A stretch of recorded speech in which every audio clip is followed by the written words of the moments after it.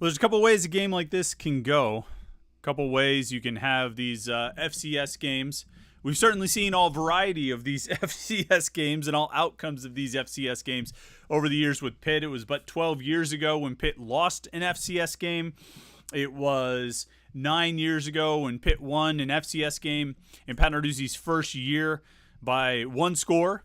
It was 7 years ago in Pat Narduzzi's third year when Pitt won an FCS game, having to go to overtime. And certainly we've seen the other side of it, games that end up being blowouts and dominating wins. There's a lot of ways these games can go. There's a lot of ways you can approach these games. And I got to say, having experienced most of, those different ways these games can go while covering Pitt, and we really have seen the whole gamut here if you follow Pitt football. The way today's game went just might have been the best possible way to do it. Just go out there and beat the pants off of an inferior opponent. Go out, take an FCS team to school, crush them, show no mercy, beat them into oblivion, and, they get their check, and you get a big dominating win and a hell of a way to go into the off week before diving into ACC play. Your Pitt Panthers 4-0 for the first time in 24 years. Undefeated in the non-conference for the first time ever. And a whole lot of momentum, a whole lot of positive mojo, and a whole lot of good vibes as this team puts in a near-perfect performance to come out today with a 73-17 win over Youngstown State at Acrisure Stadium. Finish the non-conference season 4-0, the non-conference portion of the schedule. Head into the ACC schedule with a perfect record. One of a handful of teams left in the conference with a perfect record. North Carolina went down today in rather spectacular fashion, as I think everyone's aware. Syracuse lost last night. Took one there. Louisville is 3-0. Pitt is 4-0. Duke is 4-0. Of course, Miami and Cal are undefeated. Cal plays today, right? Are they playing FSU right now? I've been so distracted by things. Yeah, that game should actually have the ACC scoreboard pulled up here. But as we work to get that loaded, the ultimate point, what's important, what's relevant right now, is that Pitt is 4-0. And that Pitt really couldn't have asked for a better start to the 2024 season. Now, I see they just started the third quarter at Florida State. Cal has the ball. FSU is leading 7-6. Barn burner there. Shout out to Florida State. Shout out to Cal for a good start to their ACC run. But we'll talk about all these things. We got a ton of things to talk about. You might say, what is there possibly to talk about after a 73-17 blowout win in the in an FCS game? What can we talk about? We got a lot of things to talk about. We can run down the ACC scoreboard, which, as somebody else pointed out, Miami at South Florida today. That game's nearing the end of the first half. Miami's up by a touchdown. They've got the ball. Boston College losing to Michigan State at home, 10-6. Duke blew out Middle Tennessee, 45-17. Louisville beat Georgia Tech, 31-19. Clemson, of course, crushed NC State. UNC lost to James Madison 70-50. Virginia beat Coastal Carolina. Rutgers beat Virginia Tech. Like SMU beat TCU. Blah, blah, blah, blah, blah. It doesn't matter. We can talk about those things later. For now, we have a lot of takeaways from Pitt's 73-17 win over Youngstown State. And this is the way a game like this is supposed to go. I mean, this is what it comes down to, is a game like this is supposed to be a blowout win. And you go back over Pat Narduzzi's years. Last year they beat Wofford 45-7. The year before they beat Rhode Island 45-24. New Hampshire in 2021 took the brunt of Pitt's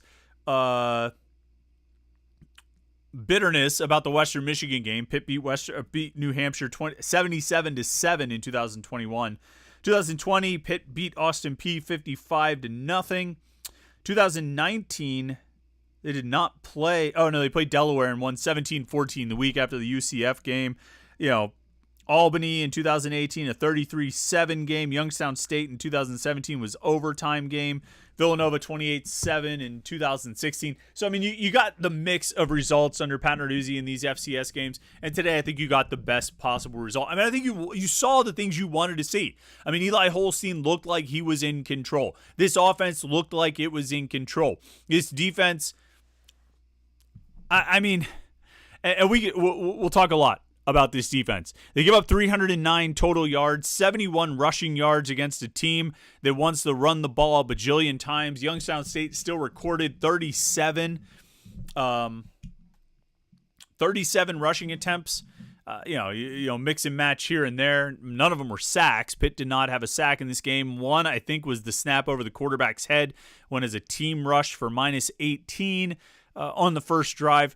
They still tried to run the ball a lot. They just weren't very effective. Youngstown State averaged 1.9 yards per carry, although that includes the minus 18. But nevertheless, they ended up not being very effective at running the ball. And for a team that wants to run the ball a lot, that likes to run the ball, is pretty good at running the ball, or at least they have been through their first few games, Pitt was able to shut that down. They gave up 233 yards through the air to Bo Brungard. He went 18 of 28 for 2 touchdowns, and the pick to Tamarian Crumpley.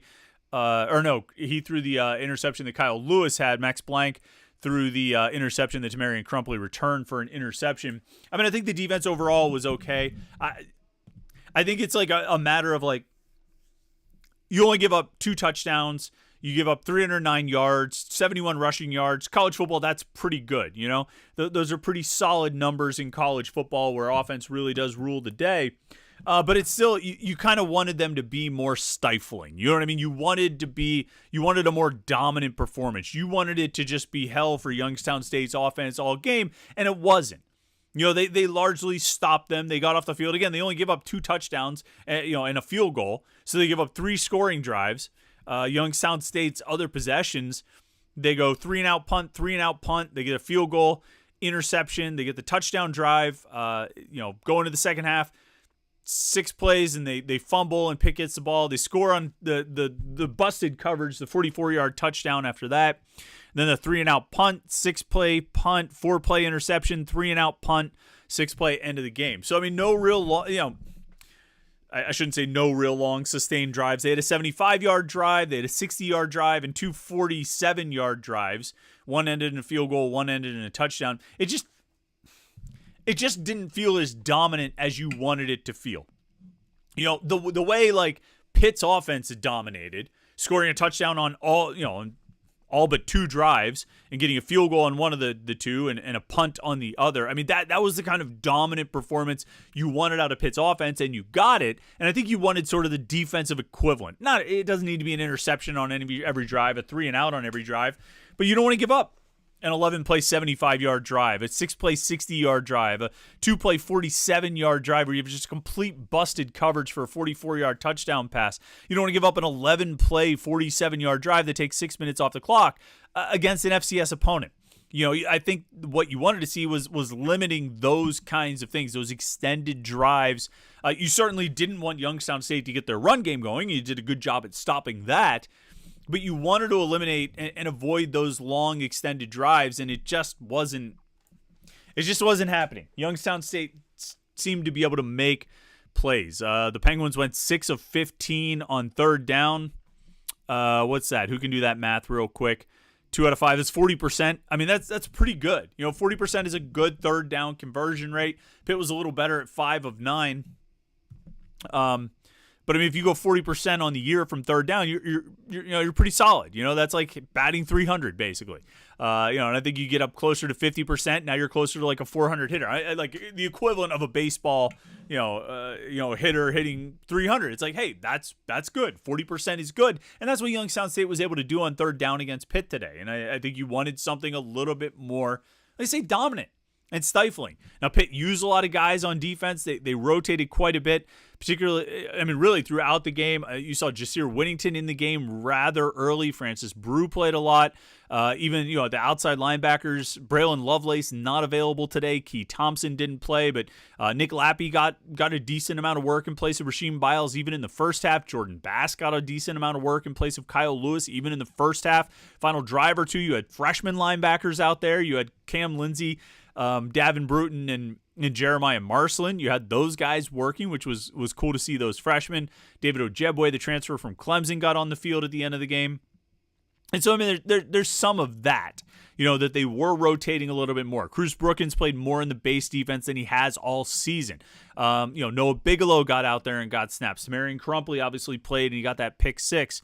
So you did have that, and maybe that's part of where they were giving things up, but I still think you would like to see something a little bit more dominant, something a little bit more stifling out of Pitt's defense against an FCS opponent. But when it came down to, they gave up. What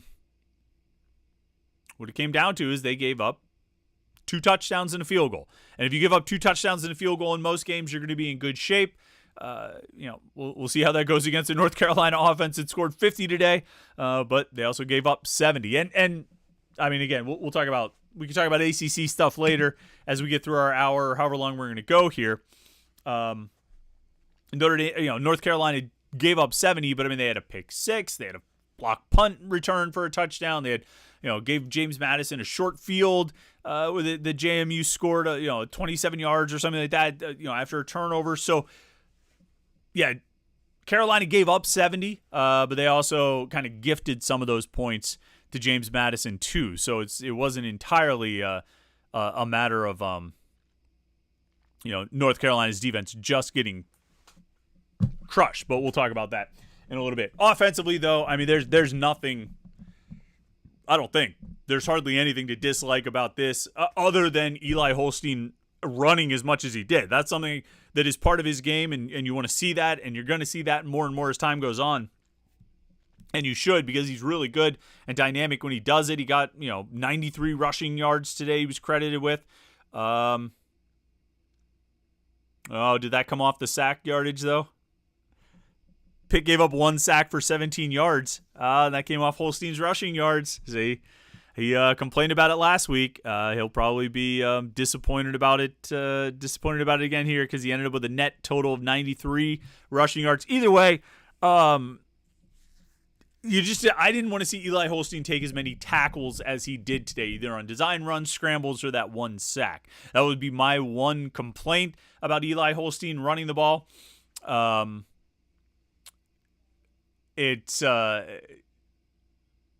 But it is part of his game, and it's a dynamic part of his game. Really outstanding job by him passing, 16 of 24 for 247 and the 3 touchdowns. Of course, an 82-yard touchdown pass to C.J. Lee.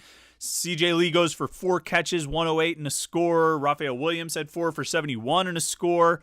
Kenny Johnson got another touchdown this year. Daniel Carter caught a touchdown pass, and he's probably the man of the game, right? We should do our Backshore Apparel shot of the game. Don't forget, Backshore Apparel, run by a huge Pitt fan, some of the best beach gear you're going to find. It's great stuff. They sponsor the Backshore Apparel shot of the game, and I had a couple options I was going to go with. Some different things I was thinking about. Pat Narduzzi for getting one for his dad, because I think there's still some bitterness about the end of the Bill Narduzzi Youngstown State era. But we'll shout out Daniel Carter today. 7 rushes for 109 and 2 touchdowns, 1 catch for 13 yards and another touchdown. First multiple touchdown game of his career, first 100-yard game of his career. Set a new career long for a single rush multiple times in this game. With his first touchdown and then with his second touchdown, ended up setting, I think his first one was 24 yards. That was a new career high for a single rush. The second one was 43 yards. That was a new career high for a single rush. But Daniel Carter, a guy who has stuck it out, didn't play at all on offense the last 2 games. He's been a Pitt guy ever since he announced his commitment the night of the ACC championship game in 2018. It comes together for him here, and I think Daniel Carter did enough. Understanding that it was against an FCS opponent, I think Daniel Carter did enough today to put himself in position to be the number 2 running back. When they've got everybody back, they got Desmond Reed back on the field, you're going to need a number 2. It used to be Derek Carter. I think it should be Daniel Carter now. I said Derek Carter. It used to be Derek Davis. Now I think it should be Daniel Carter, because the way he ran today, the burst he showed, the ability to run away from some guys, FCS or not, shout out to Daniel Carter. That's a guy who has toiled. He's been a good team guy, and I think he's got a role in this offense going forward. So the Backshore Apparel, shot of the day, shot of the game, Backshore Apparel, run by a Pitt fan. Go check them out at Acrisure.com. It's you, Daniel Carter. We appreciate you.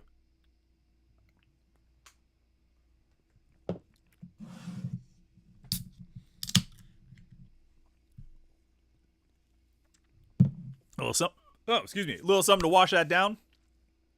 And it may be a moot point about who the number 2 running back is right now, because it looked like Derek Davis got hurt anyway. I didn't see him after the game, see if he seemed okay or not. But it sure seems like Daniel Carter earned himself more opportunities as the number 2 back. I think he's a solid blocking back. And he showed he can handle the ball. Desmond Reed is still your main guy. Desmond Reed did not get on the field today. I think we've been saying that since last week, that Desmond Reed should not get on the field today, or maybe just a couple carries, and then his day could be over. I think they played it exactly right. He was in uniform. He was on the sideline. I guess he could have gone in if they absolutely needed him, but they were able to keep him off the field, preserve his health, and get him ready for this stretch run. And like we talked about a bunch of times, with the way this sets up, the Youngstown State game and then an off week, there was an opportunity there to get Desmond Reed an opportunity to really rest up and heal up as much as possible to get ready for the real run, the real games, the ACC schedule, coming up in 2 weeks, starting against North Carolina. So filtering through here about some this Mac Brown story here on North Carolina. It just keeps popping up. Apparently told the locker room he was going to resign after the game because he was so upset about North Carolina's loss. Now it sounds like he's not going to resign, but I think you lose like that, you lose 70-50, it sort of feels like you resigned whether you're still the head coach or not. But either way, Desmond Reed, plenty of time now to get healthy and ready for North Carolina and the ACC schedule. And, with Daniel Carter, I think, as his number 2. And I'll tell you what, you know who else we can give a shout out to? Because apparently we didn't do it last weekend. Nate Yarnell. Nate Yarnell comes in, plays a handful of drives, plays basically the fourth quarter. How many possessions does Pitt have in the fourth quarter here? I'm on my score sheet. I was trying to look through the box score here. Pitt had 2 possessions in the fourth quarter. They were both touchdown drives.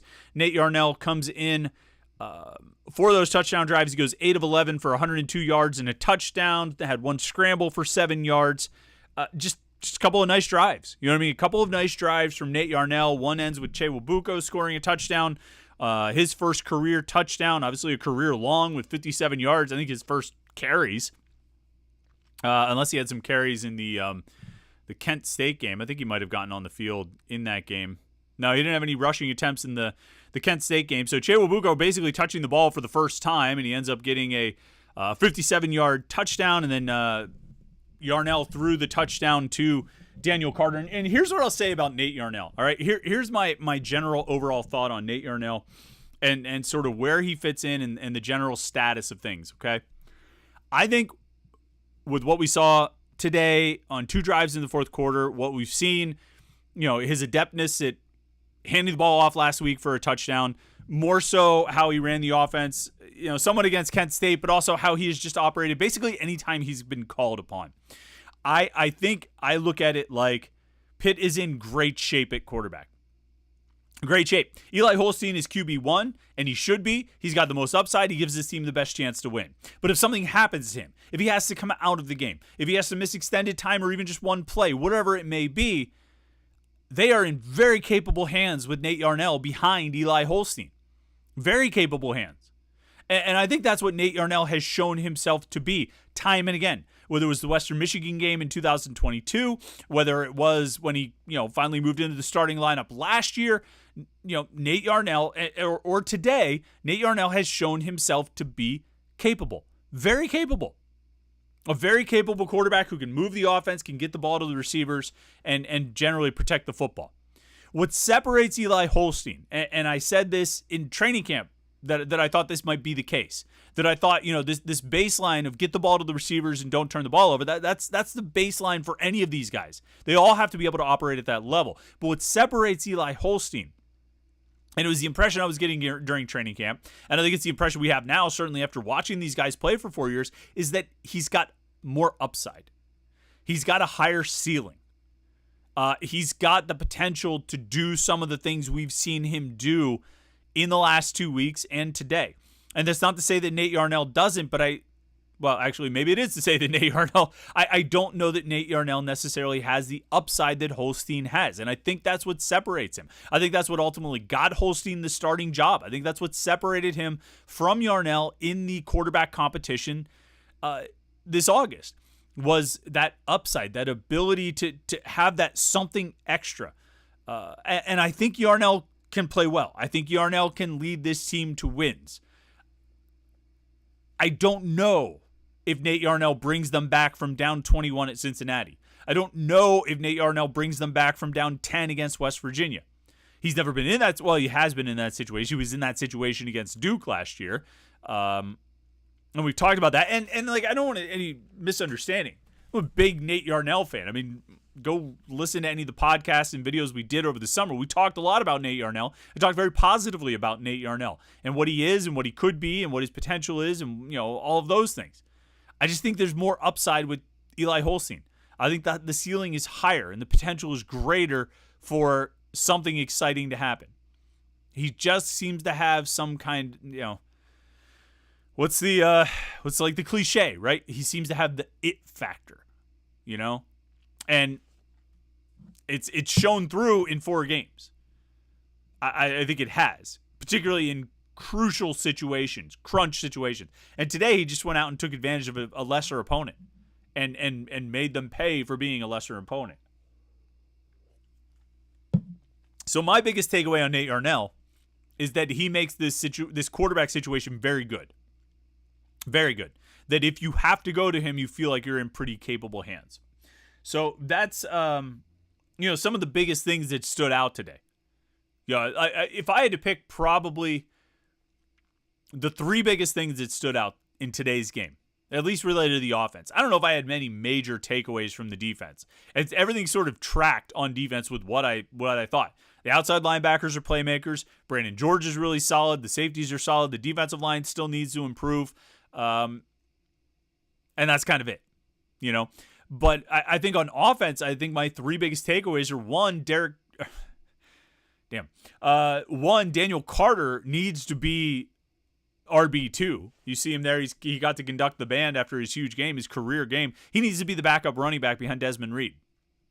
And maybe if Derek Davis is hurt, then there's no option. You know what I mean? Then it has to be Carter. But I think he needs to be that guy.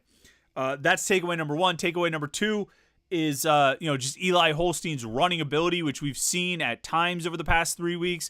But I think today it just really shone through, and it's to the point now where other teams have to be ready for it. They have to prepare for it. No one will be caught off guard when Eli Holstein scrambles. That doesn't mean they're going to be able to stop it, or they're going to have a game plan put together where they're spying or something like that. But if you're Pitt, you hope they do spy. You hope they do commit 1 out of their 11 guys to watching Eli Holstein, because that's 1 fewer they're going to be able to defend these pass routes in this passing game and attack in that way. And so that was the second team, because I think his legs were on display more today than they have been in the last 2, even though he's had some huge runs in the last 2 weeks. I think his rushing ability was on display more today. So there was that. And then the third thing that really stood out to me is just, their quarterback situation is really good. They're in a really good place with quarterbacks, with a great starter and a really good backup. that if, either one of those guys can probably win you games. And they have, because Pitt is now 4-0 with 8 games left to play. It's pretty remarkable. Listen, I want to jump into the chats here. Remember, if you want to, look, we already got a lot of comments and questions. I'm going to get to as many as we can. But if you want to make sure we read your comment or answer your question, be a super chatter. Okay, right down there, there's a little $sign. You can click that. Kick a couple bucks to the podcast, show your support, and we appreciate it very much. We'll make sure we read your comment or answer your question if you are a super chatter. There's a lot of you guys in the chat screen already over there. There's a lot of things we're going to try and read through, but you got to, if you want to make sure your comment gets read or your question gets answered, be a super chatter. In the meantime, like this video and subscribe, youtube.com/Panther-Lair.com, so you don't miss any of our Pitt video content. These live shows, our weekly live show every Wednesday night, and then, of course, the Morning Pitt, Monday through Friday, every day of the week, right here at youtube.com/Panther-Lair.com. Damian Williams was the super chatter, and we appreciate him. Says, Pitt has 2 weeks to prepare for the UNC defense. I often feel when you see something extreme like this, like Carolina giving up 70 to James Madison, I often feel like, all right, that's an extreme. You're going to walk into that game thinking, oh, boy, they just gave up a ton. Pitt should be able to get a ton, but it doesn't always work out like that. Sometimes you go into those kinds of games and it's like, oh, I really thought that was going to go a certain way, and it doesn't. But, I mean, Alonzo Barnett, the James Madison quarterback, threw for 388 and 5 touchdowns. They had 2 100-yard receivers. Barnett ran for 99 yards. The quarterback ran for 99 yards and 2 touchdowns. James Madison scored 7 offensive touchdowns. They got scoring in a lot of other ways as well. Trying to see all the different ways they scored. But, don't ignore the fact that North Carolina put up 50. Jacoby Criswell, the quarterback, threw for 475 and 3 touchdowns with 2 picks. Omarion Hampton, the best running back in the ACC, ran for 139 and 3 touchdowns. And that's actually probably what worries me the most about North Carolina in 2 weeks is that running game. Hampton is really good. I think Hampton is the best running back in the ACC. And there are still big questions about Pitt's run defense. And so stopping Hampton is going to be huge in that game. That's going to be the number one priority, as well it should. And I still don't know if they're going to be able to do it effectively. That's going to be a real challenge. And that might be a shootout like this Carolina-James Madison game. It might be 45-42 or something like that. Because I think Hampton's that dynamic. And I think if Hampton gets rolling, it's going to open things up for Criswell and the Tar Heels passing offense. That's obviously a very flawed North Carolina team, but it's one that I think can be potent and strike in ways that Pitt might be vulnerable. So that's going to be a heck of a challenge. Carolina, before hosting Pitt, they go to Duke next Saturday. Blue Devils, one of the undefeated teams in the conference. Duke currently at 4-0 after beating up on Middle Tennessee today with Malik Murphy throwing for 3 touchdowns. He's been pretty good this year, but that should be the kind of matchup that Pitt can salivate over. Like, I'm going to get out there and face that Carolina defense. But you just never know how those things are going to go. You just don't know. All right.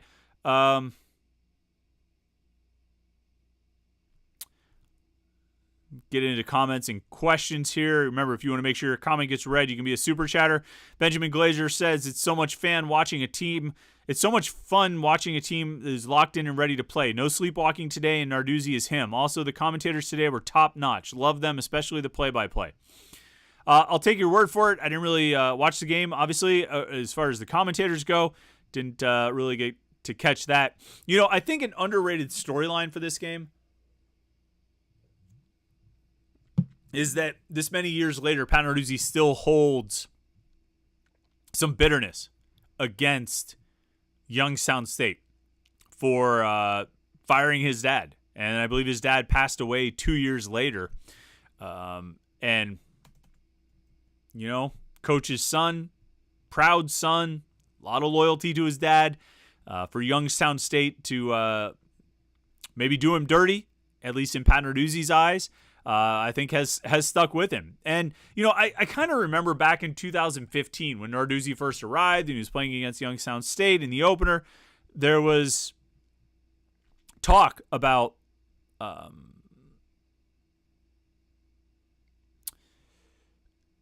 bitterness, and resentment, and still kind of carrying a grudge. I want to find the quote that Narduzzi had here. He had a quote. He was asked about how he got the players to really lock in this week and focus on this game after 2 emotional comeback wins. They got an FCS team at home. How could they manufacture the same focus and energy and urgency? And Narduzzi said, quote, "You worry about that relief syndrome, which is why I hit them on Tuesday with, what are we doing here? There's 12 games in a season. 11 are for you. Give me this one here," and just kind of challenge them to that. I think that's an interesting message. There's 12 games in a season. 11 are for you guys, but I want this one. And I think Pat Narduzzi has used effectively a lot of motivational tactics over the years. I think he's a pretty good motivator when it comes to getting the players ready to go. I think he's pretty good at you could say, oh, they weren't prepared or this or that, but I think not always, but I think a lot of times he's good at pushing the right buttons. There was always stories about Michigan State that he coached from the booth for the first 3 quarters, and then he would go down on the sidelines in the 4th quarter and get the team riled up. And I don't know if he did it every week or just when he felt like it was necessary. That Cotton Bowl, his last year there, when he went down in the 4th quarter, they were getting blown. They were getting blown out. Baylor was going up and down the field on them, and he went down in the 4th quarter and he got the defense fired up, and they came back and won. It was this big emotional thing.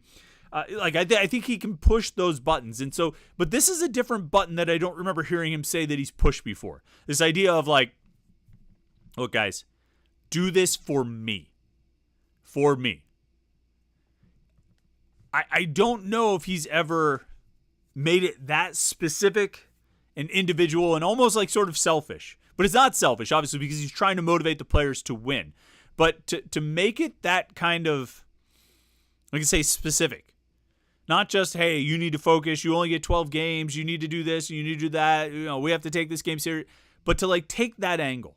You get 12 games. 11 are for you. This one's for me. You see what they did. They went out and kicked ass, right? I mean, if we're going to extrapolate, if we're going to put 1 and 1 together and come up with 2, then this is what it looks like. It looks like these guys went out there and beat the pants off of Youngstown State for Pat Narduzzi. And maybe that's the case, and maybe it's not, but it makes for a heck of a story, right? And that was what Narduzzi said. You get 12 games, 11 are for you. This one here is for me. And you see what they did. Pretty dominating victory. It's interesting to look at it, I think, in that context. David H2P says, H2P, going to be a shootout versus the Heels? Yeah, probably. I would say that game has a chance to be pretty high scoring. I'll be curious to see what the over-under opens at once we get a little bit closer. Let's see. In the comments and questions, Green says, at this moment, Louisville, Duke, Miami, Cal, and Pitt are the only undefeated teams left in the ACC. Cal is trailing by 1 at halftime. Miami's only up 2 over South Florida at the moment. Well, that was a little bit ago that you said that. Let's update. Miami's got a touchdown lead on USF at USF in the 3rd quarter. 13 minutes to go in the 3rd quarter. Miami's up 22-15. Cal still trailing Florida State with less than 2 minutes left to go in the 3rd quarter, but that game is only 7-6. And Cal is at the FSU 33. So be interesting to see if they decide to go for a field goal there, or if they, more to the point, if they make the field goal to take a lead. Looks like, we're in a pretty, I just kind of opened the game and bit of a somber moment here. They brought the card out for what appears to be a Cal offensive player prior to this 4th and 3 play. So hopefully the young man from Cal is okay. We'll see after that. They have the ball, I think, at the 33, so you're looking at a 50-yard field goal, 51-yard field goal to try to take the lead. It's only a 4th and 3, but this is Cal looks pretty emotional. Cal's players feeling bad there. We feel sorry for those guys. Hopefully everything works out okay. Otherwise, around the ACC, who else did you mention? Yeah, Miami and Cal are the ones playing right now. Louisville won today. Like I said, they beat Georgia Tech, which I think is a good win. I think Georgia Tech is a pretty good team. They beat Georgia Tech. That's a good win to stay undefeated. And Duke beat Middle Tennessee to stay undefeated. So right now there's 5 teams, and that includes 5 undefeated teams in the ACC. That includes Cal and Miami, who are playing right now, and they're both in very, very close games. So conference is interesting. And Green follows up and says, I think we got a chance at the conference championship game. Look, it's a third of the way through the season. Pitt is 4-0. It's exactly where they want to be. Very, who has played? Not everybody has even played a conference game yet. Let me look. Louisville, 1, 2, 3, 4, 5, 6, 7 teams have played a conference game. 8, 9, 10. 10 teams have played a conference game, so a little more than half the conference. Georgia Tech has already played 3 conference games, which is pretty ridiculous. 3 conference games in their first 5. But most of these teams are 1-0 or 0-1. And so, it's tough to tell who's good in the ACC. It certainly seems like Florida State is not. NC State obviously is taking it on the chin pretty good after being hyped in the preseason. Virginia Tech now is 2-2 after losing to Rutgers. SMU has quarterback issues where we thought they might be pretty good. But then for each one of those where you're like, I thought they were going to be good and they're not. This conference stinks. I mean, I think Boston College has been better than expected. I think Louisville, I've been talking up Louisville. I think Louisville is going to be good, largely because I think Jeff Brom's really good. But I think Louisville is a talented team. Syracuse took the loss against Stanford last night, but I think Kyle McCord is still playing pretty well. Stanford, a bit of a surprise team in the conference. Georgia Tech is 3-2 overall, 1-2 in the ACC. They might be out of the race for the conference championship, but I think they're going to play a big part in determining who does go, because I think they're going to win some games and make some surprises. Miami, I think, they're living up to expectations. Carolina's falling short. Duke exceeding expectations. Pitt obviously exceeding expectations so far, but Duke, Pitt, and Miami haven't even played a conference game yet. And neither has Cal. Cal's in their first conference game right now. So it's really early to tell who is who and who stands where in this conference right now. It's hard to gauge, but all we can do with Pitt at this point is say, okay, if you could script out exactly where you would want them to be after 4 games, aside from being 4-0, right? That would be the first thing. You would want them to be 4-0, and then you would want them to show you positive signs and show you things that you want to see. And what have they shown us so far? They've shown us, I'm going to build up to it, the ability to blow out an FCS opponent. That's not unimportant.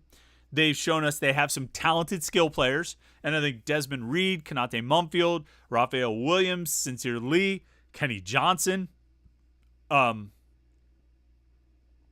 all proving themselves. Oh, that was one other takeaway from this game today. Gavin Bartholomew only throwing him a couple screens. I think they are going to unleash El Barto, maybe on North Carolina. But, his usage in this game, I don't know if they held much back on the offense, but I think they held back that. And maybe they've been, toying with different things to do with him as the season progresses. But I think they are going to unleash him, and he's going to have some big games. But anyway, blow out an FCS opponent. Skill players emerging, looking impressive. Quarterback who's got a chance to be big time. And then you throw in some of the wins they've gotten, because we're talking about you want to see encouraging things. To come back from 3 touchdowns down on the road at a power conference opponent. Huge, right? To come back from double digits down in the final 5 minutes against your biggest rival. Huge. I don't know if you could have scripted this season better. In a way, all right, so let's say the outcomes were different in the last 2 games, and instead of comeback victories, last-second comeback victories, it ended up, both games were 14 to 20, 10 to 17 point victories, right? So let's say they beat Cincinnati and West Virginia, so they still had the same record, 4-0. But instead of coming back to win those games and staging the late game heroics, they won each of them, like I say, by 10 to 17 points. Would you feel as good about it as you do right now? I kind of think not. I kind of think you feel, I feel more encouraged about this team for what they have been able to do in the last 2 games, given the circumstances of the last 2 games. Down 3 touchdowns on the road, down by 10 with 5 minutes left to play at home against a rival, a hated rival. And to come back in both of those situations says a whole hell of a lot about this team, its mettle, its leaders, its moxie, how good those leaders are, and the ability of a few key individuals to put this team on their backs and carry it to victory, which you may not have necessarily seen or gotten an impression of from, like a 12-point win over West Virginia or a 17-point win over Cincinnati. Like, I think it's almost more encouraging to have had those close games than it would have been if maybe the scores were a little bit further apart. Still the same outcome, still going 4-0, but if the scores were a little bit further apart. Cal made the field goal, so a minute and a half left in the third quarter, and the Bears lead Florida State 9-7. 51-yard field goal from Ryan Coe, and Cal's got a lead. Be interesting to see. Let's see. Scroll through here, see if there's any scroll through looking for super chatters. If anybody's got a super chatter, you want to make sure we read your comments and questions, we can get to it. Voodoo IPA says, a solid game by Eli. Was interesting to see Nate play the tempo we heard about, line up and snap within 10 seconds. Yeah, he does. I think Nate Yarnell can effectively operate this offense. I tell you, I didn't like the fact that Eli Holstein played the entire third quarter. To me, there was no reason for that to happen. It's 45-17 with 5 minutes left to play in the third quarter, and he's still in there. Around the 3:40 mark, he scrambles.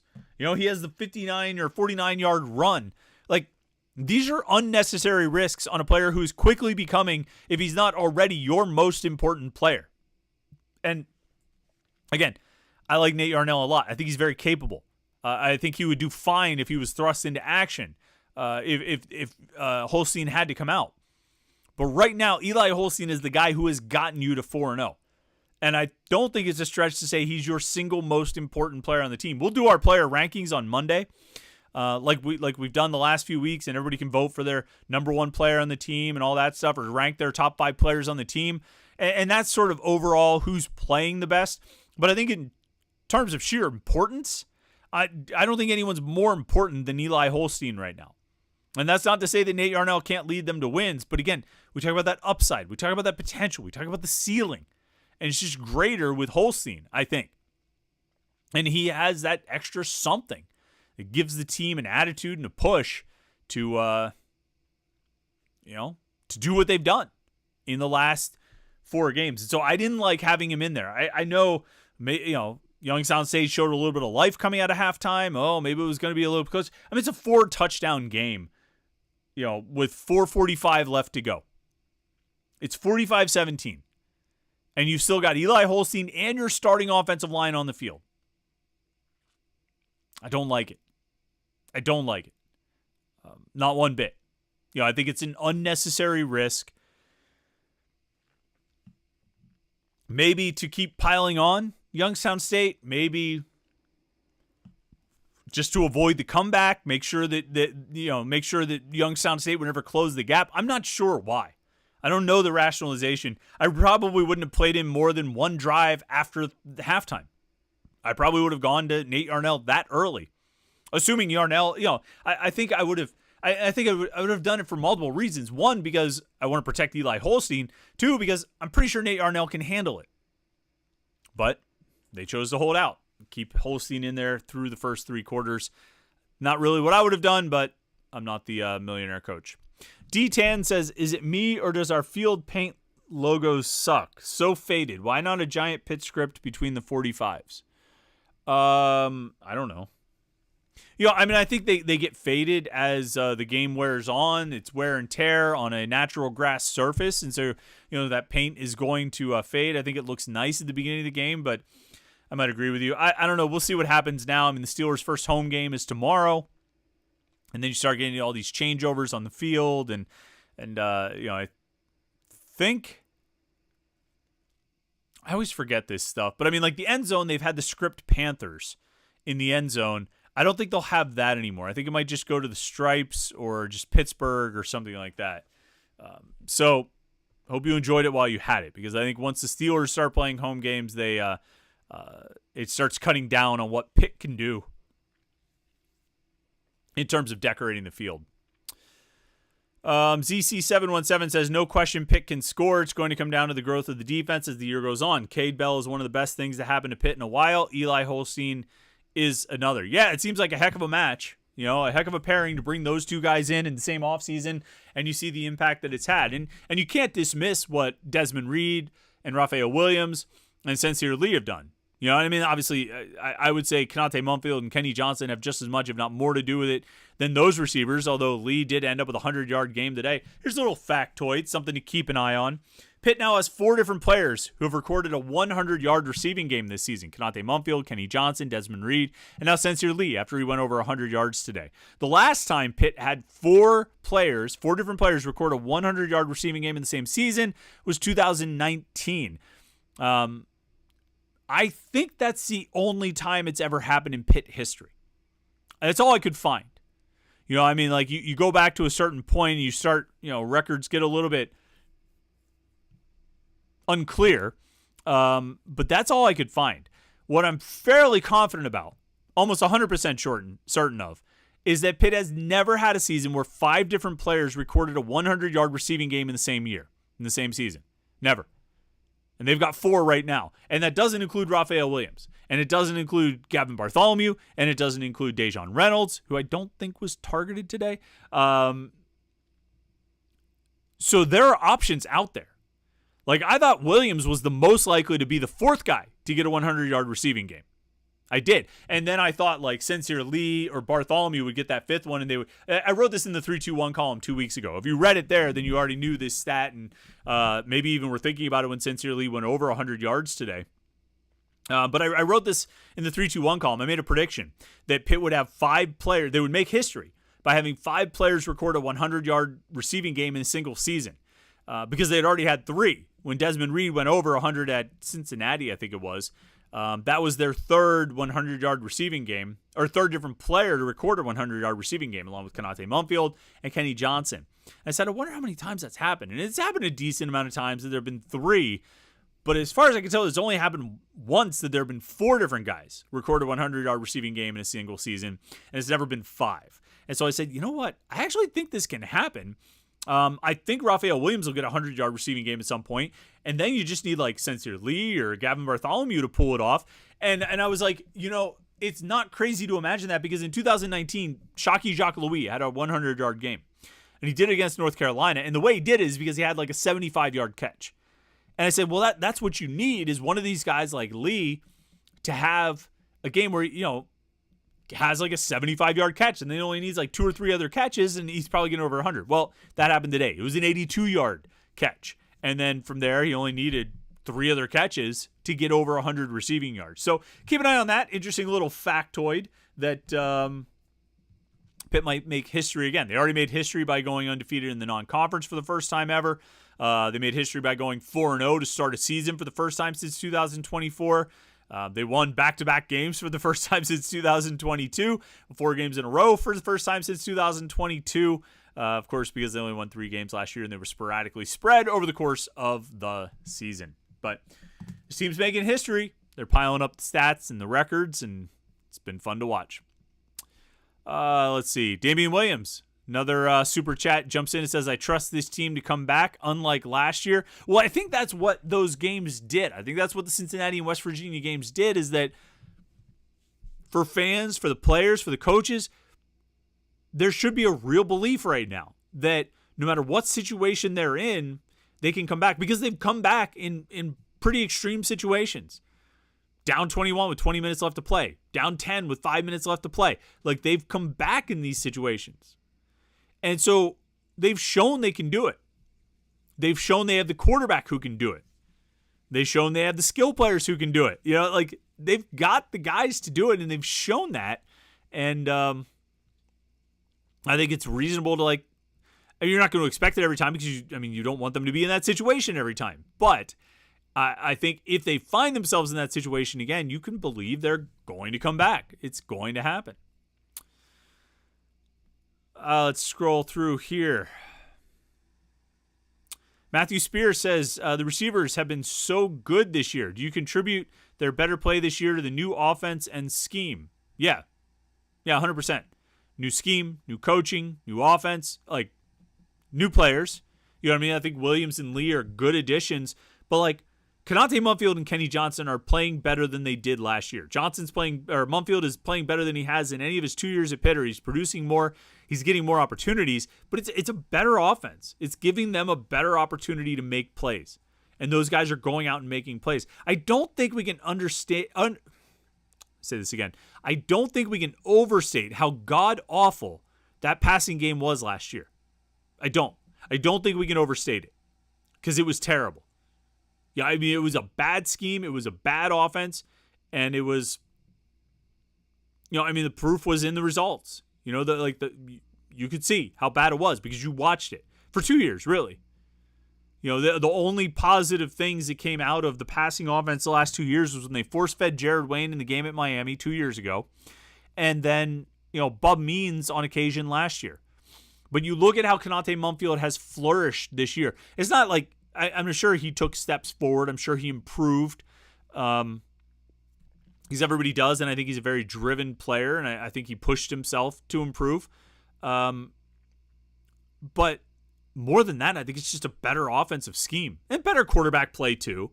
I don't think you can dismiss that, but I think it's a scheme that's giving the receivers a chance to make plays, and they're making them. And so, I'm with you. All right, I was down on this receiving core to start the season. This offseason, if you watch these morning Pitt videos, I said that the receivers were some of the biggest question marks. I didn't know what to expect from them. I didn't necessarily think they had any really exceptional players. I didn't know who wide receiver one would be. Who would be that game breaker who could take over a game? Well, I'm still not really sure that they have that guy, but what they have is a pretty sizable collection of guys who can make plays at any point. It might not be one guy taking over a game like Jordan Addison did so many times in 2021, but there's a bunch of guys who can make plays at any point in a game. There's a lot of options for Eli Holstein out there. With Jake Overman's making key catches. Daniel Carter's catching a touchdown pass. Desmond Reed is such a weapon. Konate Mumpfield, Cincinnati game and West Virginia game, huge plays in crunch time. Big time clutch plays, finding an opening and making the play. Kenny Johnson is a playmaker. Williams and Lee are playmakers. Dejon Reynolds, biggest catch of his career. One of the biggest catches we've seen out of a Pitt receiver in at least 3 years. Huge in that West Virginia game. So they have a bunch of guys who can make plays when you need a play. And they've got a quarterback who can get the ball to them. It's amazing what happens when you have the combination of a good quarterback, a good offensive scheme, and good playmakers. Who knew? Maybe you can go out and score 77.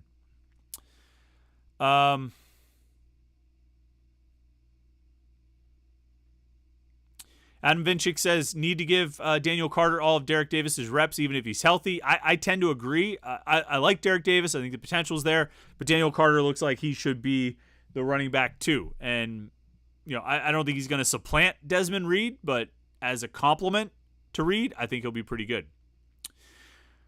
Kurt46 says the D is still kind of suspect. Eli Holstein stares down his receivers. 4-0 though, can't complain, just need to rest up, get healthy, and clean some stuff up heading into ACC play. The one thing I would say about Holstein staring down his receivers, and it was to some extent today, but it's hard to judge based on what you see in this kind of game. Certainly over the last 2 games, maybe even the Kent State game as well. The one thing about him staring down his receivers, to me, it's not like, oh, you're telegraphing to the defense, although that's certainly happening. To me, it's you got to get rid of the ball quicker. It's not don't stare at your receiver so long. It's look at your receiver and get the ball to him. You know, like stop messing around. Stop wasting time. Not that he's messing around, but stop wasting time. You know, I'm not saying you need to look off the safety with your eyes and then come back to your primary guy. I'm saying you know where your primary guy is. Get him the ball. Get the play. You know, it's there.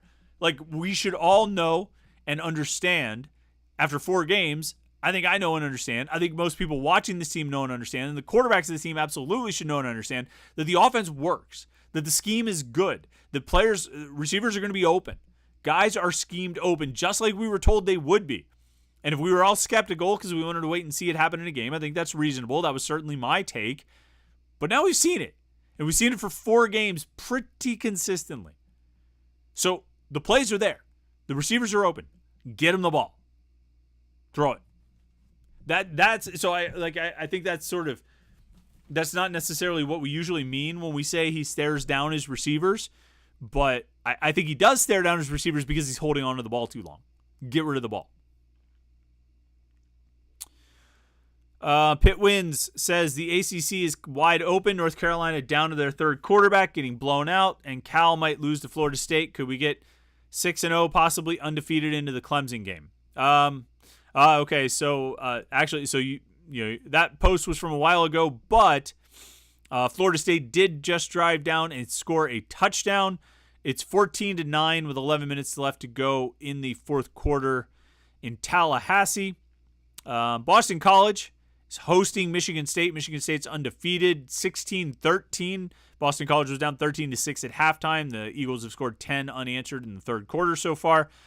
Miami is at South Florida. Miami's up by 2 touchdowns, 29-15. South Florida's got the ball, 6:44 to go in the 3rd quarter there. And I think that's it for the ACC games that are still in action. There's just the 3 games right now. But it does feel like the ACC is pretty open. Miami would be the one at the top, and then it's just a big question mark after that. Clemson with a blowout win today over NC State, 59-35. That's pretty impressive. Can keep an eye on them. See if they can build from there. You know, I think Clemson, we count them out early, certainly after losing to Georgia Tech, or not Georgia Tech, excuse me. They lost to Georgia. Florida State lost to Georgia Tech. We count Clemson out early because I think we're waiting for their downfall with, Dabo's, reluctance to go to the portal and all those things, but they're up 20, or they beat, a conference opponent by 24 today. So pretty good step in the right direction for Clemson. Pitwin said 6-0 heading into the Clemson game. I don't know. Well, they got Carolina and Cal. Carolina on the road where they've never won. Cal at home, a game that looks like it's going to be tough. They're giving Florida State everything they can handle. I don't know. I'm not going to look ahead too far on that 6-0. We'll see what ends up happening. Let's see. T-Man says putting up 73 with an essentially vanilla offense, no matter the opponent, is impressive. Yeah, I would agree. ZC717 says, I would say Miami, Clemson, and Louisville are probably the 3 favorites, and Pitt plays 2 of those 3 late in the season. Yeah, they're going to get a chance. You know what I mean? If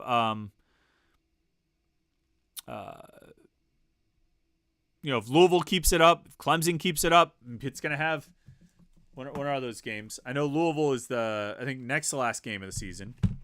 They go to Louisville for the next to last game of the regular season.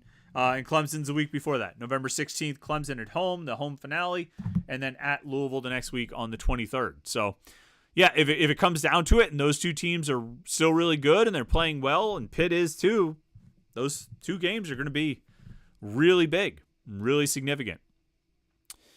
Pitwin says Pitt and Louisville could be the only 2 undefeated teams left tonight, and probably Miami. Yeah, Miami's up 2 touchdowns. I think they're probably going to hold on against South Florida, although there's still 6 minutes to go in the 3rd quarter, so we'll see what happens there.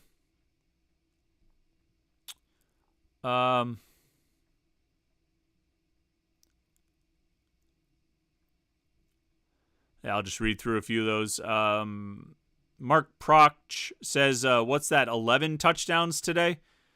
No, I think they scored 9. 5 rushing, 4 receiving / passing, and then Tamarian Crumpley with the pick 6. So 10 touchdowns, 9 on offense. Scrolling through here. Green says 4-0 for the first time since 2000. Undefeated in non-conference play for the first time ever. It's a great day to be a Panther. Green says North Carolina is dumpster fire. Mark Proch says, how did North Carolina lose to James Madison by 20 points? Yeah, I mean they have quarterback issues. They're down a couple quarterbacks. They had, a bunch of turnovers, and James Madison capitalized. But also, North Carolina's quarterback issues don't account for the fact that their defense gave up 7 touchdowns. You know what I mean? North Carolina's quarterback issues don't account for the fact that James Madison had 611 yards on North Carolina. None of that has to do with North Carolina's quarterback. So I think there's something there.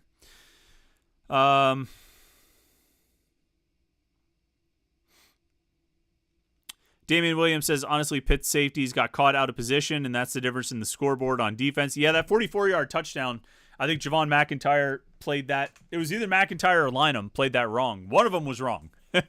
They both ended up in the same place and left the wide receiver wide open. So one of them made the wrong decision. I don't know which one, but one of them made the wrong call. I don't know. I'm inclined to think it might have been McIntyre. It sort of looked that way with the way that Lynham played it, but it looked like it might have been McIntyre. ZC717 says, I looked up a stat. Pitt's quarterbacks last year combined only threw 17 touchdown passes in 12 games. Holstein and Yarnell through 4 games have combined for 14 touchdown passes. Yeah, it's pretty impressive. Nate Yarnell himself has 12. Eli Holstein has, 2. Eli Holstein has 12 touchdowns. Nate Yarnell has 2. I think I mixed those numbers up. Holstein threw for 247 today. He came into the game with 939, so that's 1,200 yards and 12 touchdowns through 4 games. Can't really argue with that production.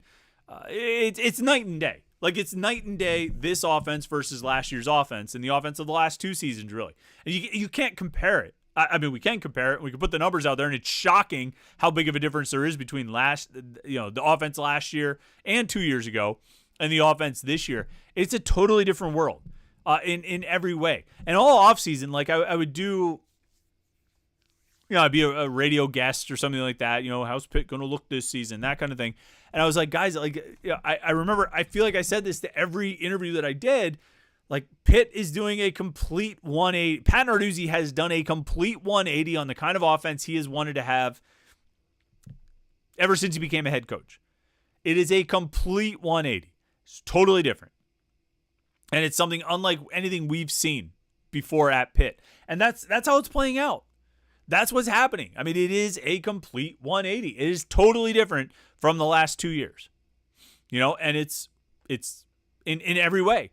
And it's working. It's been a smashing success. Not every moment has been perfect, but let me just bring this up here. They've scored 55, 28, 38, and 73. So they came into today averaging 40.3 points per game. And they just added 73 more to those. Who wants to do the math? They've scored 194 points in 4 games. So what is that? I'll look it up. Get my calculator out. 194 points in 4 games. 48.5 points per game. I mean, that's wild. How about this? Pitt scored 73 points today, 61 plays. They averaged 1.2 points per play. 1.2 points per play. In the first half, they averaged 1.5 points per play. They had whatever, 42 points on 28 plays or something like that. 1.5 points per play. It's crazy. Crazy production. And this is an extreme situation. They played an FCS team. Of course, you take that into consideration. You know what I mean? You put that perspective on it. But it's just been it's remarkable how successful this offense has been so far this season. It really is remarkable. And it's a complete change. It's a complete change from the prior few seasons. Let's scroll through here. Green says, shout out to Pat Narduzzi for having the guts to start Eli Holstein. I don't know if it was guts. I mean, you went with the guy who showed you that he could give you the better chance to win. You went with the guy who showed you he had the upside and the potential. You know what I mean? The higher ceiling. They went with the guy who can win games. Not that Nate Yarnell can't, because he has, but if one guy seems like they've got, higher ceiling, more upside, you go with that guy. And that was the guy they went with. So I don't know if it's guts as much as it's just picking the guy who seems like the best player. Some super chatters coming in here. Swim Boyd says, have we scored more points than last year yet? No, I don't think so. Let me just to humor you, Swim Boyd, I will look up what Pitt scored last year. Jesus. Pitt scored 242 points last year. Pitt scored 242 points last year. This year they have 194. So they're 48 points shy. After 4 games, they are 48 points behind what they scored in all of last season. A 180. Total change. And big credit goes to Cade Bell. Huge credit goes to Cade Bell. No question about it. And a huge credit goes to Eli Holstein. And there's a lot of guys, of course. Those two, they're at the top. 48 points away from last year's season point total. After 4 games. Oh, boy. Kurt46, super chatter, says, I never get a chance to catch these live, but I always watch, subscribe them all as I can as I clean up the kitchen after dinner. Obviously grateful for all the content you give us. Okay, loyal sons too. Look, you guys, I mean, there's a lot of good places to get Pitt stuff right now. I know there's a handful. I don't want to name names because I'll forget someone and it'll sound like I slighted somebody. I mean, obviously you mentioned loyal sons. Love those guys. I mean, they do a great job. They're going to have a great take on this game, I'm sure. And the whole situation that's going on right now. There's a lot of great places to get Pitt content. There are a lot of people doing shows just like this, talking about Pitt, and it's all good. I think if you are a Pitt fan, I always just say some version of this. Like, if you're a Pitt fan, you want Pitt talk, right? You turn on the Fan. This is not a slight on the Fan. I didn't even mean to call them out specifically, and I'm not calling them out. But if you turn on the Fan on Monday morning, they're not going to be talking about Youngstown State. They're not. They're going to be talking about whatever happens tomorrow at Acrisure Stadium. They're going to be talking about the Steeler game. And understandably, that's what a majority of people in this town are interested in. But you're a Pitt fan. You want Pitt talk. And so you find shows like this. You know what I mean? Or our, the morning Pitt video that we do Monday through Friday. You find these kinds of things. And that, hopefully can help fill some of that void of what you're looking for. And I think there's some good options out there. I'd like to think we're one of them. And I appreciate everybody who tunes in right now, tunes in for these shows. But, there's some good options out there. There's a lot of good Pitt talk. And so we appreciate everybody who tunes in for this. And,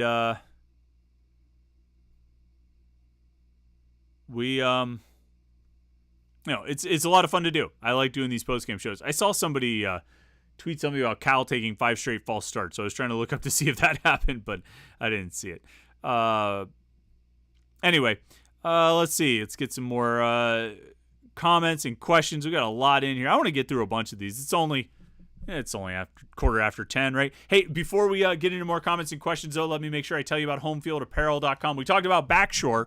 Backshore apparel with the beach gear is the shot of the game.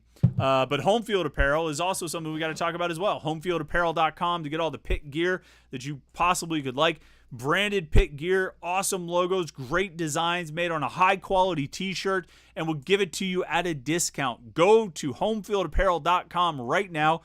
Load up on some Pitt gear or gear for any other college you want to get. I'm going to get this sweet Evansville shirt. It just says Aces. So cool. But go check it out at homefieldapparel.com. They have tons of great college gear. And if you use the promo code PIT24, you can get 15% off your first order. Homefield has my favorite college sports t-shirts, sweatshirts, jackets, hats, koozies, whatever it is that you want. It's at homefieldapparel.com. And so go to Homefield, use the promo code PIT24, and get 15% off your first order. Homefieldapparel.com. I wasn't going to tell you this until tomorrow. Okay? I got a secret. Well, it's not a secret. But I wasn't going to tell you this until tomorrow. Okay? But I'll say it tonight. A lot of you guys watch these videos. You watch these live streams. You watch the Morning Pit videos. And maybe you subscribe to Panther-Lair.com and maybe you don't. Right? You know the website, Panther-Lair.com. That's like my day job. It's what I actually do to like put food on the table. Not, these videos are fun. They bring in a little bit of revenue, but I mean, the real job is Panther-Lair.com, and that's where we have all our articles. We put all the videos there, photos, inside info and things like that, and great message board community. If you're a Pitt fan, you want to talk to other Pitt fans, the best place to do it is at Panther-Lair.com. But a lot of you who watch these videos you're not subscribed to Panther-Lair.com. And I get it. You just don't want to spend money, never really been all that interested, never checked it out or anything like that. Well, I got a surprise for you. And as well, I wasn't going to announce this until tomorrow, but I'll say it tonight. If you want to check it out, you want to go to Panther-Lair.com.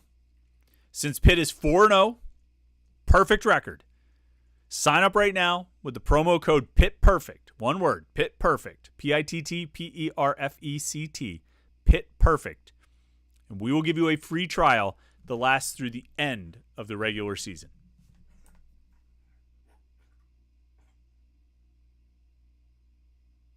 Fireworks, right? Do a laser show too. There we go. Pitt Perfect. Free trial through the end of the regular season. You want to see what all our coverage is about? You want to get all the recruiting info, the football, the basketball info? It's all right there at Panther-Lair.com. We'll give you a free trial of Panther-Lair.com from now through the end of the regular season when you sign up with the promo code Pitt Perfect. One word, PITTPERFECT. Go to Panther-Lair.com right now. Don't close this browser window. Open a new one. Go to Panther-Lair.com. Sign up for a new subscription.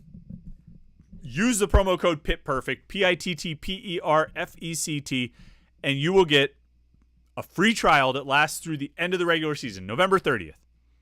Right now, because Pitt is 4-0. Pretty good deal, right? If you've been on the fence, you'd be like, I don't know if I need another subscription. We'll give it to you for free through the end of the regular season. Pitt Perfect, PITTPERFECT, Pitt Perfect at Panther-Lair.com. All right, let's get through the comments and questions and see what you guys are saying and talking about. What do we got? Brian Green is a super chatter. Brian, did you have a comment in here? Let's see. Brian got the super chat, but I don't see a comment. Trying to find it, unless you're just... Well, Brian, if you have another comment, post it there, and I will make sure to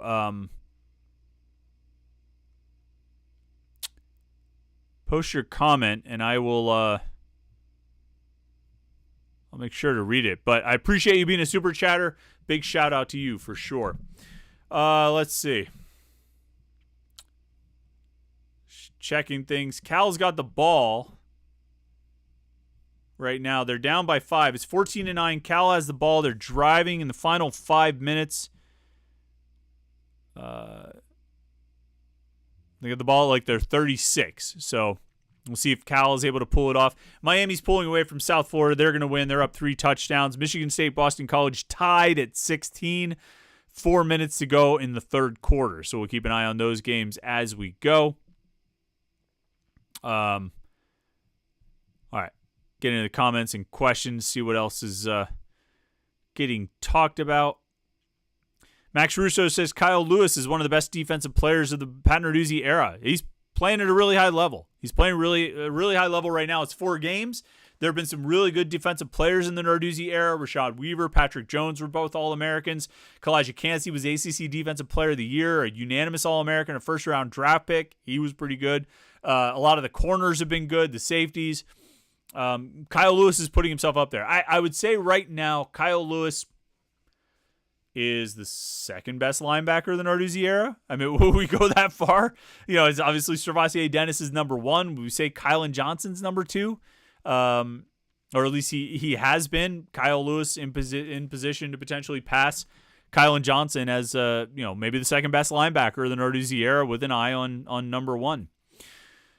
Jordan Whitehead, he was pretty good too.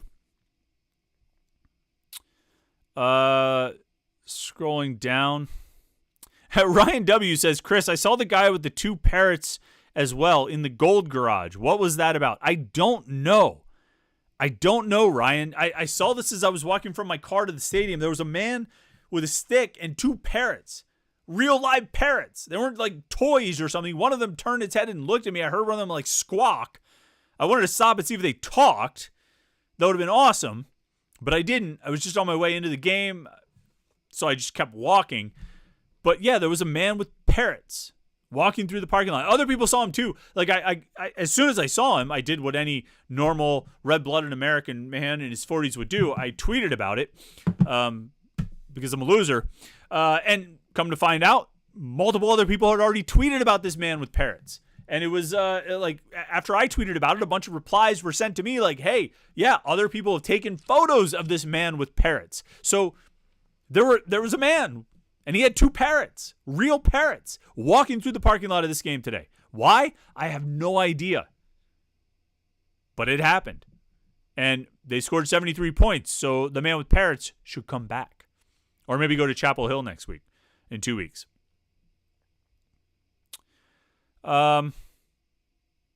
Scrolling down. ZC717 says, it makes you wonder what Konate Mumfield could have done here his first 2 years with an offensive coordinator that's with the modern era of college football. Yeah, I mean, he probably would have done something close. He probably would have done what he was expected to do. You know what I mean? And built on an outstanding freshman season at Akron.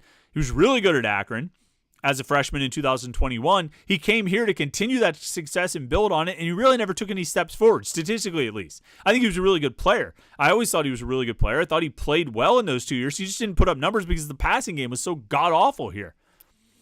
Now he's got a real passing game. He's got a real quarterback, and he's got an offensive coordinator who clearly is pretty good at his job.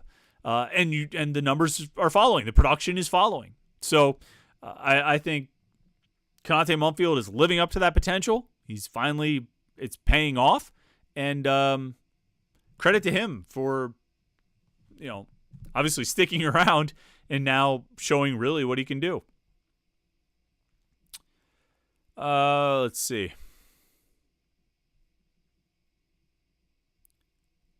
Kenny Gizmo says, kudos to Pat Narduzzi for bringing in a young offensive coordinator like Cade Bell and allowing him to keep running his offense regardless of the score.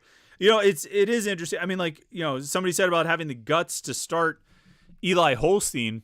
I mean, the reality is, like, the gutsy move by Pat Narduzzi, the real sort of bravery was, the risk was hiring Cade Bell. And obviously Bell had a track record and had an impressive resume, but there's nothing proven.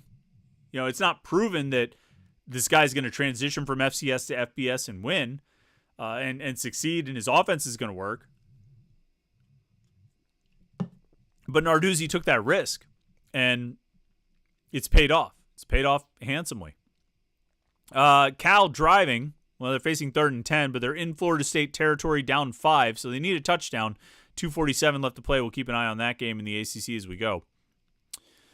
Kenny Gizmo says Pitt is 4-0 with Cade Bell as the offensive coordinator. If they still had Cignetti, there's a very good chance it would be 2-2 right now. I would think that's almost a given that they would be 2-2. They might have fallen behind like they did against Cincinnati and West Virginia. I don't think they would have manufactured the comebacks that they did against Cincinnati and West Virginia. ZC717 already pointed out that my stat that I pointed out about Pitt having 242 total points last year and 194 this year. He already had calculated that. So good job on getting there before I did on that one.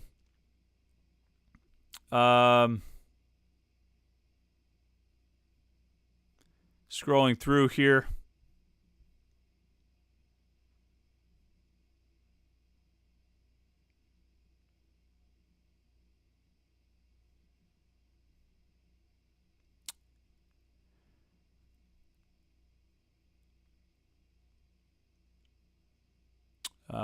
Pitt wins says, I appreciate everyone who covers Pitt, but I wish the announcers and some of the big YouTubers who were in town for the West Virginia game would stop saying NFL Stadium. We get it. We don't have a stadium. It sucks. Just call it the name of the stadium. I honestly don't know who you're talking about. I don't know who the announcers and... Oh, wow. I think Cal just got a first down on 4th down? Wow. Or wait. I clicked away from the game, so I didn't see what happened, but Cal,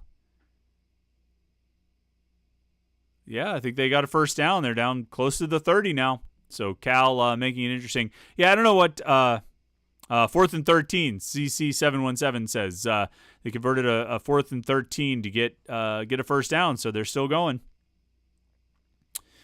Brian Williams says Daniel Carter was impressive today. He really was. Yeah, he had a really good game. And you like to see that. There was a question in the mailbag. We did our Morning Pit mailbag yesterday, and there was a question in the mailbag about journalistic bias, or like they asked me, like, Chris, you're a Pitt alum. How are you not a fan or this or that? And I was like, well, you might not be a fan and root for the team to win, but you are like a human being. You cover these teams and you get to know these people, the players or the coaches.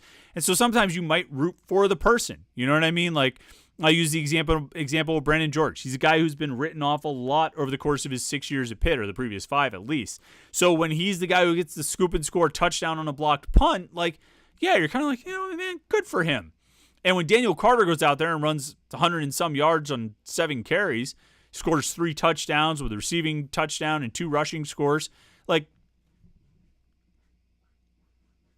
yeah, after everything Daniel Carter, I don't want to say has been through, but he's been written off a lot over the course of his career. He's been counted out. He's been passed over. He's been recruited over. Other guys have played ahead of him for basically every year of his career. He's never been the number 1 guy. And for him to get this chance today, and he goes for 100 yards, and he scores 3 total touchdowns, and maybe positions himself to be the number 2 running back going forward, yeah, you do. I don't want to say you root for it, but you do have a human reaction to that. How could you not? It's exciting, and you feel good for him being able to do that. So, yeah, shout out to Daniel Carter. I think he had a good game too. I very much agree with you about that, and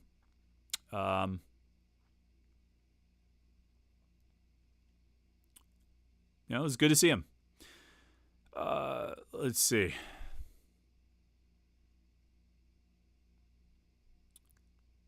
Scrolling down, Travis Spagnolo says, regarding the YouTubers, there are 2 guys called snapbacks who go to college football games. They said it seemed like West Virginia had a whole side of the field, but that's what you get when you play in an NFL stadium. I don't know. I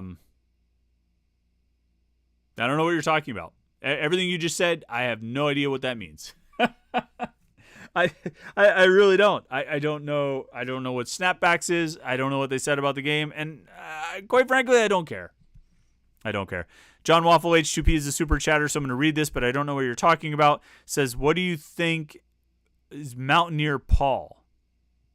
I don't know what Mountaineer Paul is or who Mountaineer Paul is. I don't know. I don't know what that means. No idea.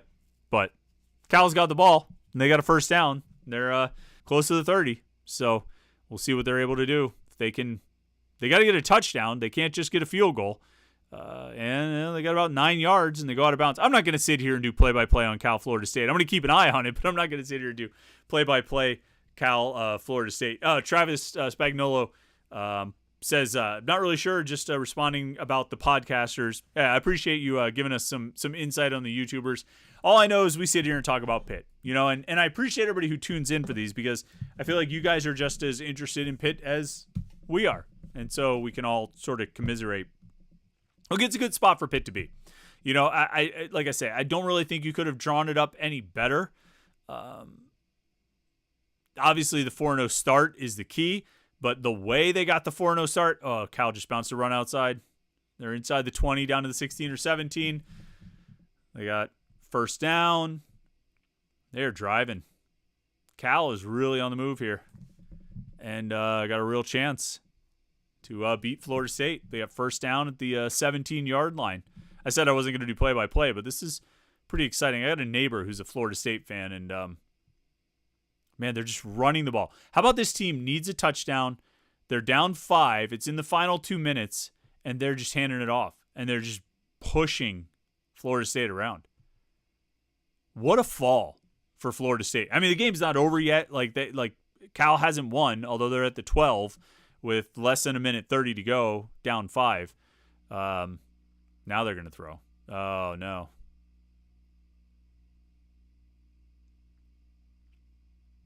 Looks like a penalty on Cal.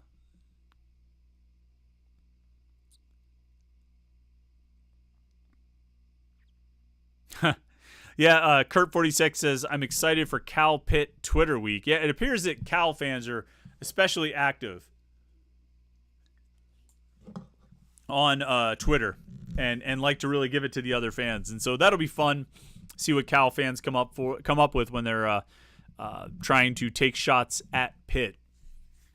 Cal just took a false start, so now it's 2nd and 10, pushing the ball back there. But we'll see what they can do. Pitt, of course, has Carolina on the road this week, or in 2 weeks after the off week, a place that they've never won. Then they get Cal at home on October 12th, and then they get another little break. They get another Saturday off before having Syracuse at home on Thursday, the 24th, and then they have another Saturday off before they really dive in to that home stretch of November, where they go to SMU, they host Virginia and Clemson, then they finish at Louisville and at Boston College. So it's interesting schedule. We had the morning Pitt on Thursday. It's about Pitt being in seeming to be in a perfect spot as far as where they were at 4-0, or with the potential to go 4-0, and then a bye week, and then these 3 games in October of Carolina, Cal, and Syracuse. 3 teams that at least entered this weekend undefeated.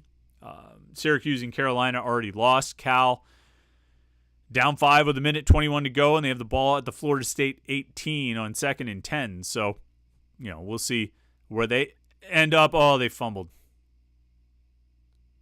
And Florida State might have got it. Nope. Cal got it back, but it's going to be a 3rd and long for them here. But it's a perfect spot for Pitt. And then to be able to go out and beat Youngstown State like they did, to go 4-0, it's a lot better than I think a lot of us expected this season to be. A few other stats, we talked about Eli Holstein, throw for 247 and 3. Also rushed for 93 yards and 2 touchdowns. Nate Arnell threw for 102 and 1 touchdown. Daniel Carter, leading rusher in the game with 109 yards and 2 scores. Chewabuko had 65 yards and a touchdown. CJ Lee, 4 catches for 108 and a touchdown. Raphael Williams, 4 catches for 71 and a touchdown. Kenny Johnson also had a touchdown pass on his 3 receptions. Hannah Mays is a super chatter. Hi, Hannah. thank you so much for jumping in here. Just want to see if you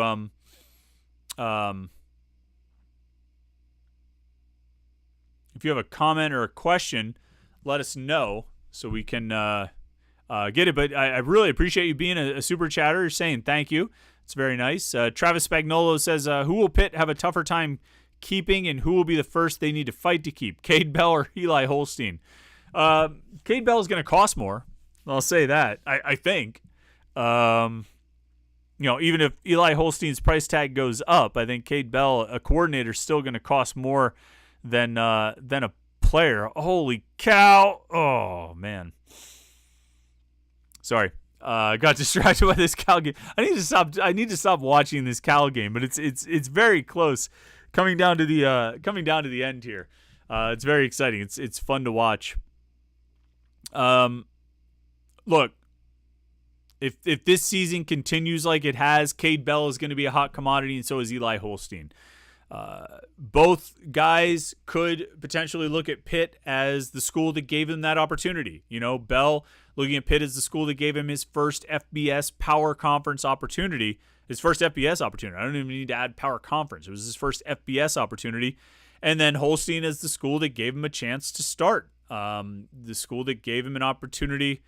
And Cal got sacked on 4th down. That's the game. Florida State's going to win. So, we came into yesterday morning with Pitt looking at potentially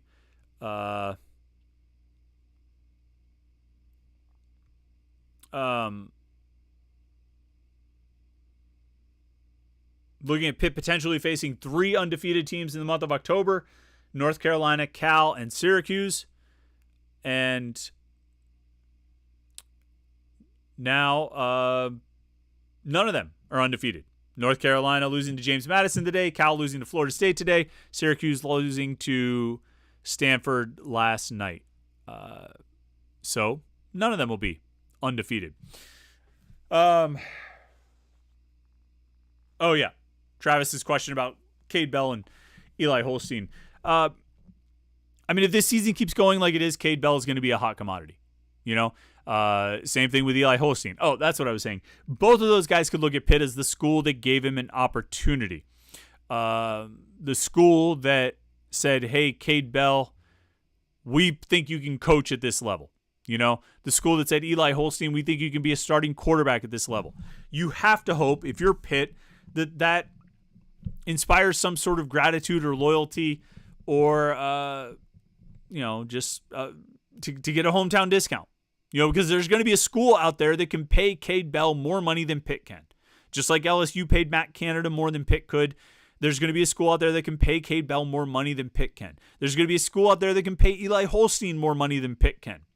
Just like there was schools that could pay DeAndre Jules and all the way back to Jordan Addison more money than Pitt could. And so you're going to have that. What you need, your best hope is that Bell and Holstein look at Pitt as the school that gave them an opportunity, and so they take less money to play here because of that opportunity and because they feel like it's a good spot for them. But certainly they've had a lot of success. I guess, we're past that 90-minute mark. It's kind of what I was shooting for today. I guess the last thing I would say, other than, like and subscribe and all of that, the last thing I would say is,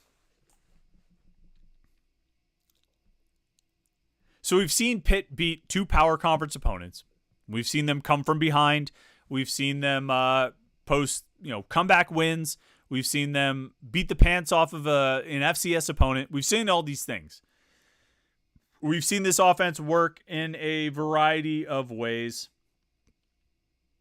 We've seen this offense succeed, and look really good with a really good quarterback.